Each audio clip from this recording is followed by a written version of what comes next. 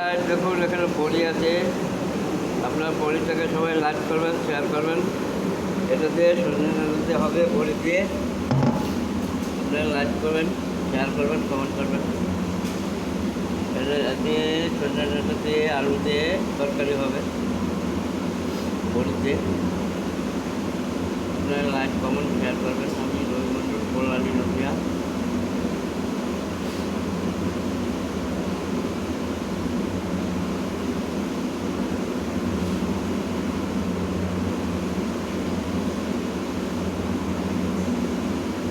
Guys আপনারা এরকম তরকারি বাড়িতে বানাবেন, সজনে ডাঁটা দিয়ে, আলু দিয়ে, বড়ি দিয়ে, দেখবেন খেতে খুব ভালো লাগে। গাইজ আমার একটু ঠান্ডা লেগেছে, যার জন্য আমি বলতে অসুবিধা হচ্ছে।